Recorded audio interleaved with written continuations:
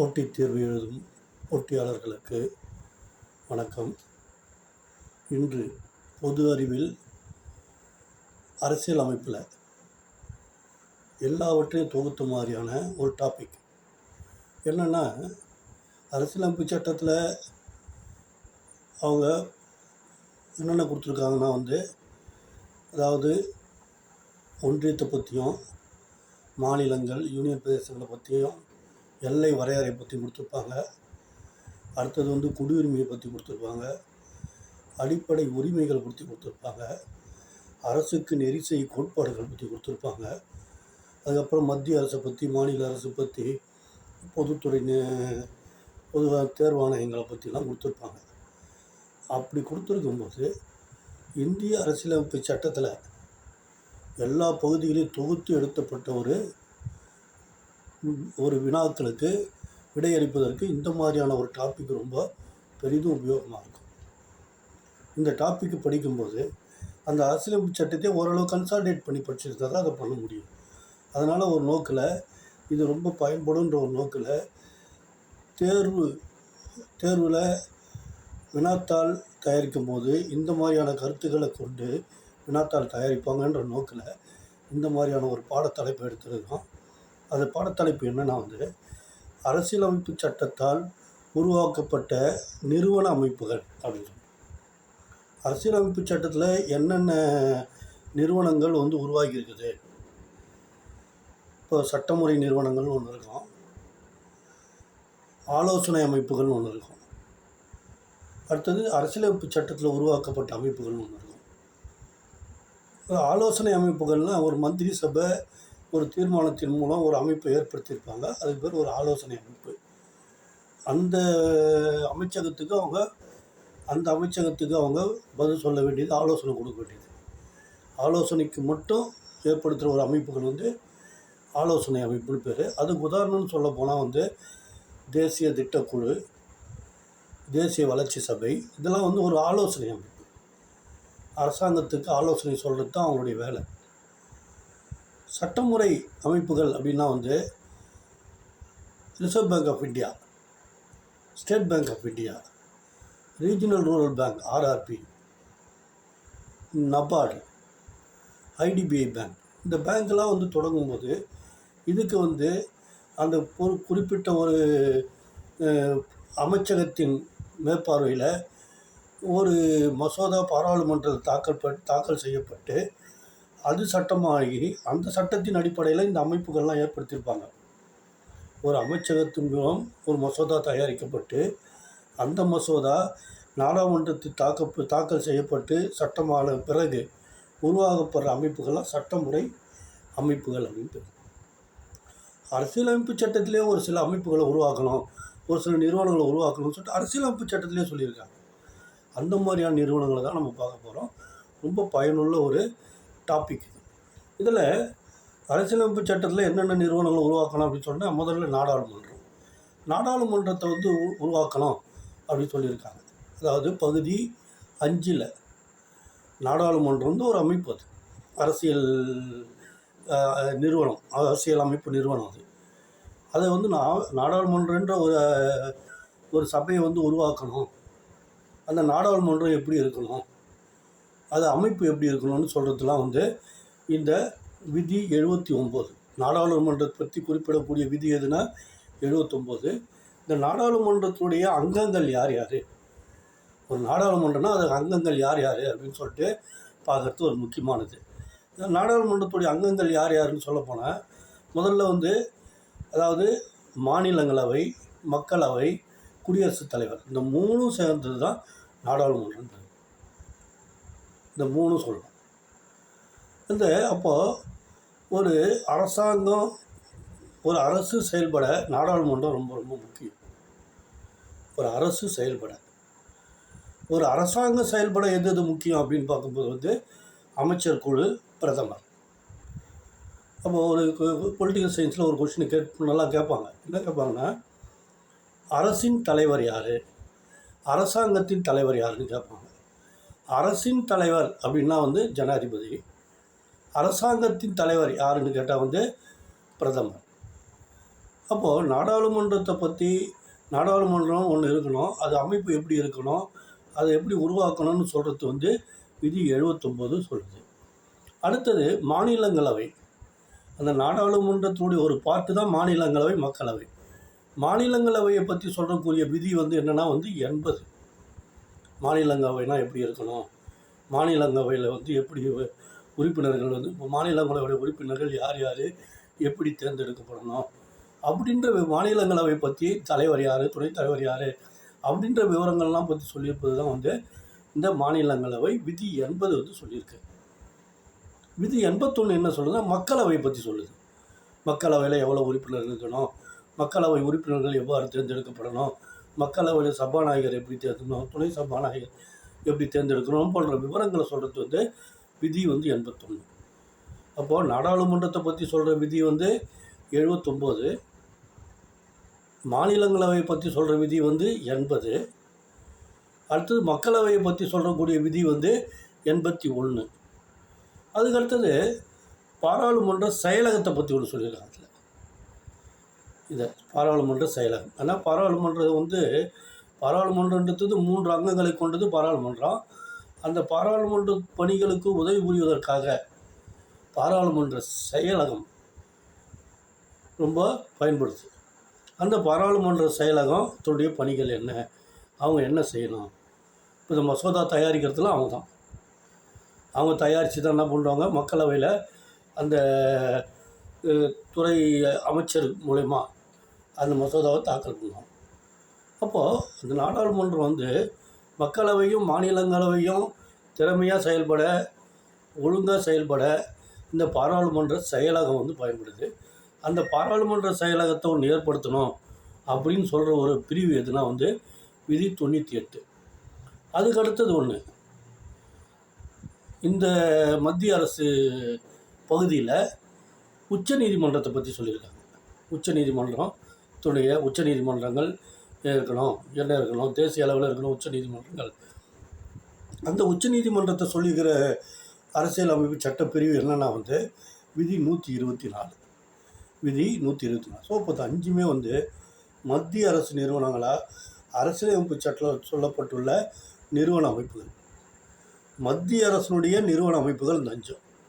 ஒன்று நாடாளுமன்றம், இன்னொன்று வந்து மாநிலங்களவை, இன்னொன்று வந்து மக்களவை, இன்னொன்று வந்து பாராளுமன்ற செயலகம், இன்னொன்று வந்து உச்ச நீதிமன்றம். இது எல்லாமே அரசியலமைப்பு சட்டத்துடைய பகுதி 5 குறிப்பிடப்பட்டுள்ள நிறுவன அமைப்புகள். பகுதி 6 குறிப்பிட்டுள்ள மாநில நிறுவன அமைப்புகள் எது? இதெல்லாம் வந்து மத்திய அரசின் நிறுவன அமைப்புகள். இப்போ நம்ம சொன்ன 5மே மாநில அரசினுடைய அரசியலமைப்பு நிறுவனங்கள் எதுன்னு பகுதி 6 சொல்லியிருக்காங்க.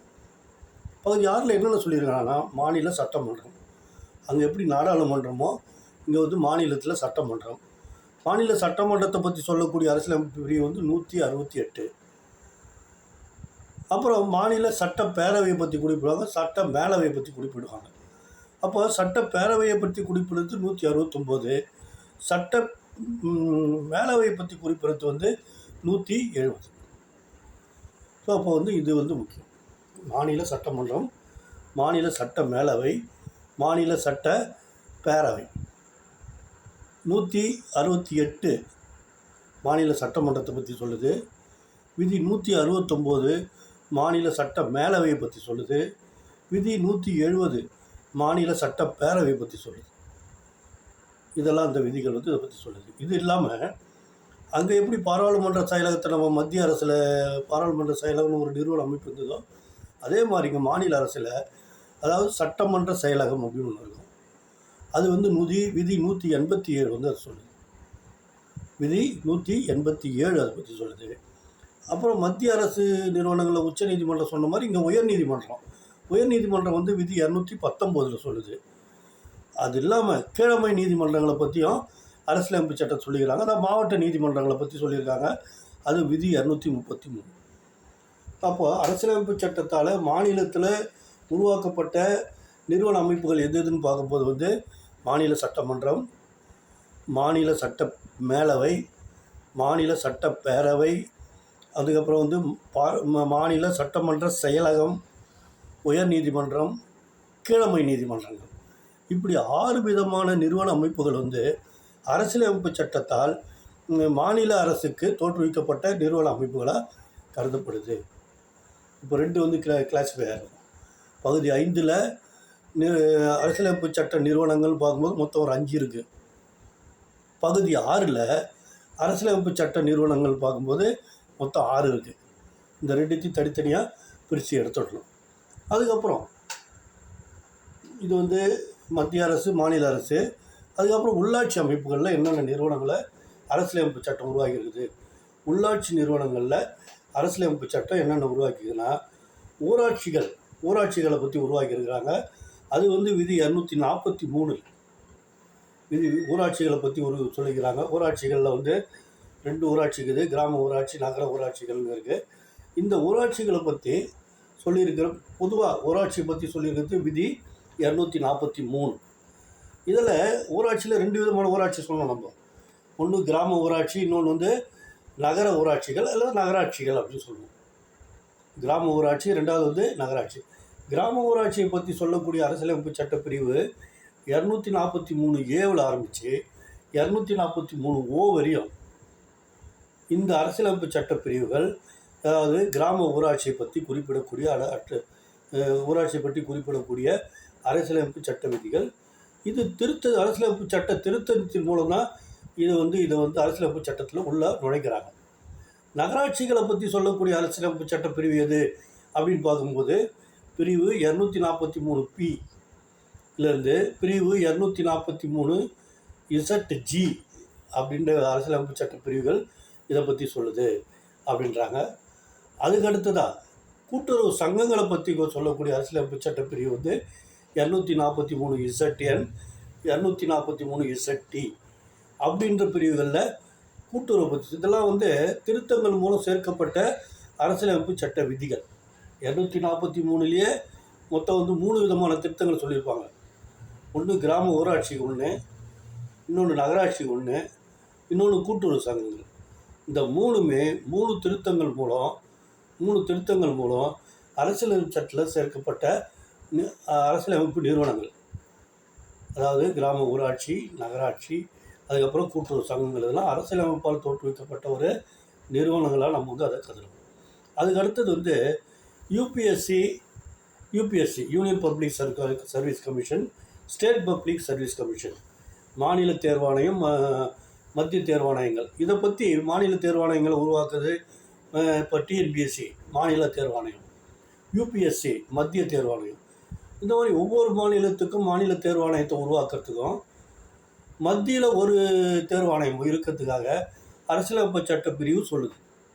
இப்படி ஒரு தேர்வாணையங்கள் இருக்கணும், மாநில அரசுக்கு ஒரு தேர்வாணையம் இருக்கணும், மத்திய அரசு ஒவ்வொரு மாநில அரசுக்கும் ஒரு தேர்வாணையம் இருக்கணும், மத்திய அரசுக்கு ஒன்று இருக்கணும் அப்படின்னு சொல்லலாம்.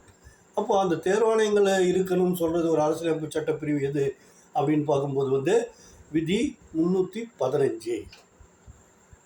விதி 315 தான் இந்த யூபிஎஸ்சி பற்றியும் டிஎன்பிஎஸ்சி அமைப்பு உருவாக்கணும்னு சொல்கிற அரசியலமைப்பு சட்ட பிரிவு. அதுக்கடுத்தது நிர்வாக தீர்ப்பாயங்களை பற்றி சொல்கிற அரசியலமைப்பு. நிர்வாக தீர்ப்பாயம்னா என்ன? அரசு ஊழியர்களுக்கு ஏற்படக்கூடிய தகராறுகளை தீர்த்து வைப்பதற்காக, அரசு ஊழியர்கள் மீது நடவடிக்கை எடுப்பதற்காக, அரசு ஊழியர்கள் மீது வழக்கு தொடுப்பதற்காகவே, அரசு ஊழியருடைய தகராறுகளை தீர்ப்பதற்காக ஒரு தொடங்கப்பட்ட ஒரு நீதிமன்றம். அதான் நிர்வாக தீர்ப்பாயம். அது ஒரு கோர்ட்டு. எப்படி சுப்ரீம் கோர்ட்டு, ஹை கோர்ட்டு மாதிரியோ அட்மினிஸ்ட்ரேட்டிவ் ட்ரிபுனல்னு சொல்லுவாங்க நிர்வாக தீர்ப்பாயம். இது வந்து 323 சப்செக்ஷன் ஏவில் வந்து சொல்லியிருக்காங்க. 323 சப்செக்ஷன் ஏல இந்த நிர்வாக தீர்ப்பாயங்களை பற்றி சொல்லியிருக்காங்க. அடுத்தது தேர்தல் ஆணையத்தை பற்றி சொல்லியிருக்காங்க. தேர்தல் ஆணையமும் ஒரு அரசியல் அமைப்பு நிறுவனம் தான். இதை பற்றி விதி 324. தேர்தல் ஆணையத்துடைய பணி என்ன, தேர்தல் ஆணையம்னா என்ன, தேர்தல் ஆணையம் என்னென்ன செய்யணும், என்னென்ன பணிகளை செய்யணும் அப்படின்றதெல்லாம் சொல்கிறது 324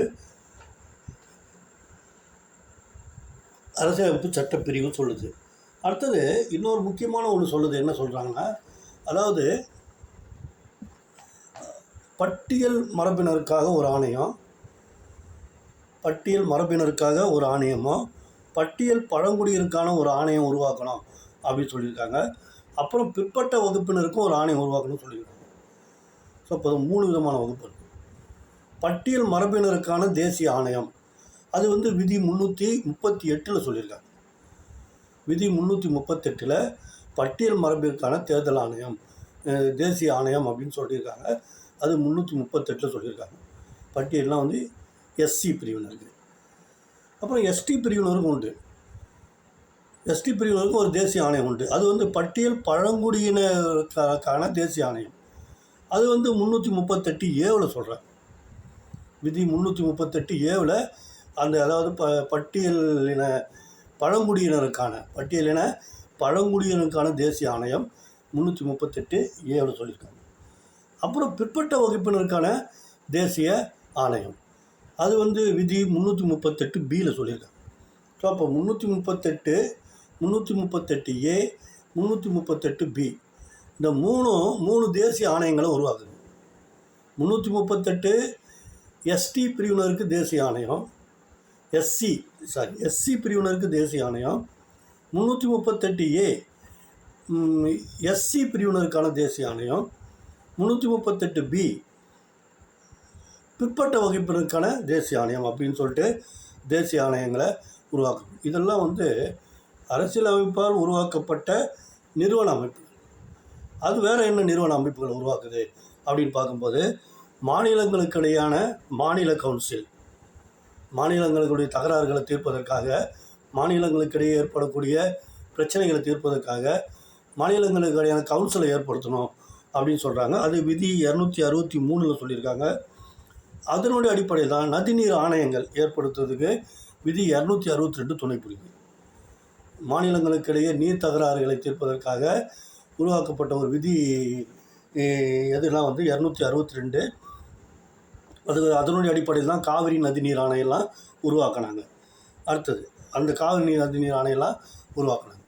அப்போது இவ்வளவான அமைப்புகளும் அரசியலமைப்பு சட்ட அமைப்புகள் இருக்குது.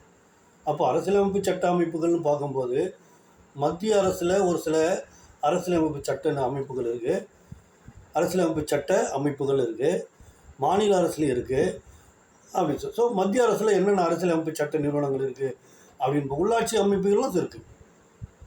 மத்திய அரசில் என்னென்ன அரசியலமைப்பு சட்ட நிறுவனங்கள் இருக்குதுன்னு பார்க்கும்போது நாடாளுமன்றம், மக்களவை, மாநிலங்களவை, அதுக்கு அடுத்தது வந்து பாராளுமன்ற செயலகம், அதுக்கு அடுத்தது வந்து உச்ச நீதிமன்றம்.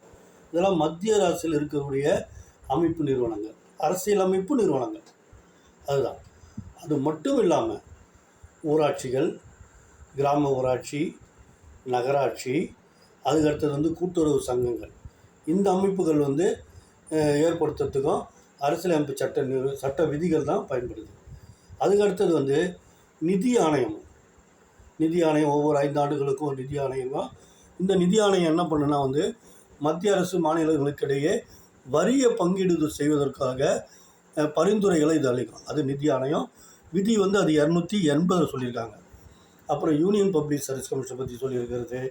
அதுக்கப்புறம் நிர்வாக தீர்ப்பாயங்கள், அப்புறம் தேர்தல் ஆணையம், அப்புறம் எஸ்சிக்கான தேசிய ஆணையம், எஸ்டிக்கான தேசிய ஆணையம், அதுக்கடுத்தது பிற்பட்டோருக்கான தேசிய ஆணையம், அதுக்கப்புறம் வந்து மாநிலங்களுக்கிடையான மாநில கவுன்சில்.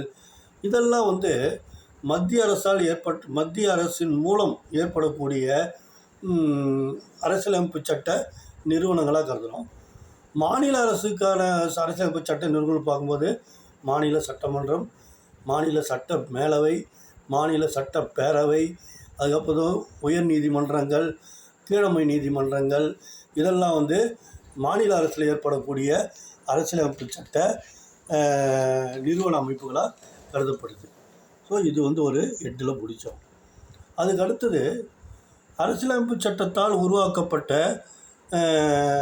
பதவிகள், உயர் பதவிகள். என்னென்ன பதவிகள்லாம் அரசியலமைப்பு சட்டத்தில் உருவாக்கியிருக்கிறாங்க அப்படின்னு பார்க்கும்போது வந்து ஜனாதிபதி பதவியை உருவாக்கிறாங்க. முதல்ல ஜனாதிபதி தான்.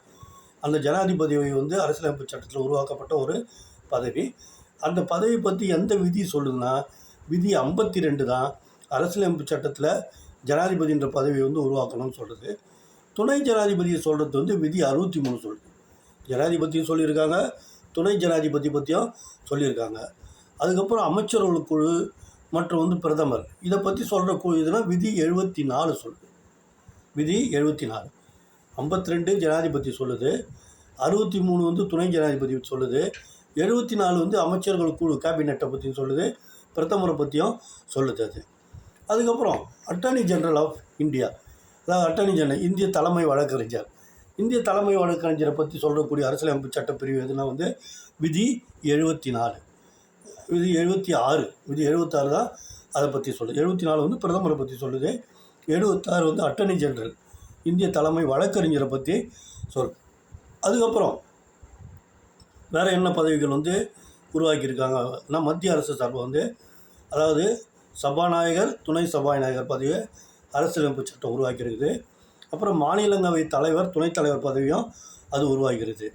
மக்களவை சபாநாயகர், துணை சபாநாயகரை பற்றி உருவாக்கின அரசியலமைப்பு சட்ட பிரிவு எது அப்படின்னு பார்க்கும்போது 93.